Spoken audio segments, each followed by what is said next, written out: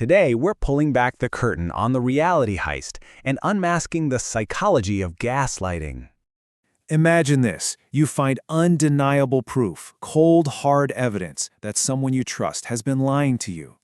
So you confront them, you lay out the facts, expecting finally for the truth to come out. But an hour later, after a tearful, completely draining argument, you're the one apologizing. You find yourself saying sorry for being too sensitive, for misunderstanding. In that moment, you didn't just lose an argument, your reality was hijacked, and a terrifying little thought starts to creep in, that maybe, just maybe, you're the one who's actually losing your mind.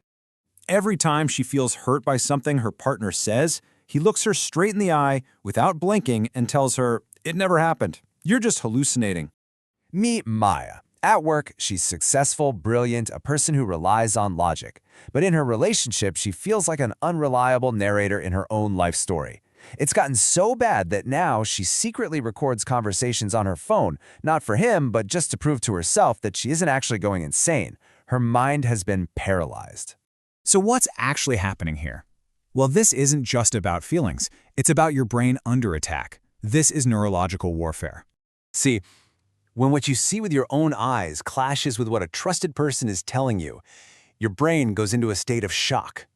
Scientists call this a prediction error. Your brain's entire reality-checking system just short-circuits. And to resolve this intense mental conflict, this cognitive dissonance, your brain scrambles for an answer, and it often makes a fatal choice. It decides to trust the manipulator over its own senses. And get this isn't just in your head, it is physical. Chronic gaslighting keeps your brain's fear center, the amygdala, constantly firing, flooding your system with the stress hormone cortisol. And that toxic bath literally causes your hippocampus, the part of your brain that stores memories, to shrink. The confusion you feel, that's not a weakness. It's actual, tangible, neurological damage. So, how is this attack carried out so effectively? Well, there's a blueprint. Let's deconstruct it. So, first, the official definition. Gaslighting is a form of persistent manipulation. It's where victims are systematically fed false information with one goal in mind: to make them question their own memory, their own perception, their own sanity. And the manipulator's primary weapon is a psychological playbook called DARVO. First, they deny. They will flat out say the abuse never happened, even if you have proof. Then they attack. They attack you for even bringing it up, calling you crazy or too sensitive.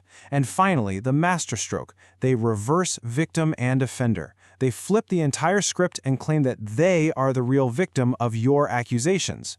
And this constant assault leads to the final and most sinister stage of the manipulation. It's when the battle moves from the outside world directly into your own head.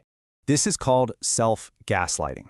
The manipulator's voice gets so ingrained that it becomes your own inner critic. Their voice saying you're overreacting becomes your thought, I'm probably overreacting.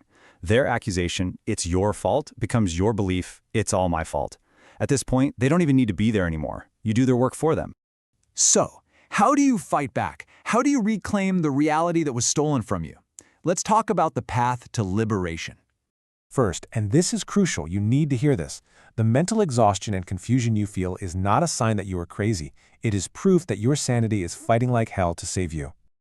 That gut feeling, that tightness in your chest, that sense of dread, that's not paranoia. That is valid data. Your body is screaming a truth that your mind has been trained to ignore. Listen to it. And here's the most courageous step you can take. Stop arguing. Just stop.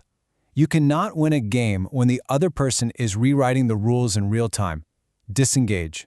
Because ultimately it all comes down to this one question. If what you hear with your ears directly contradicts what you see with your own two eyes, which one are you going to believe? Trust your eyes.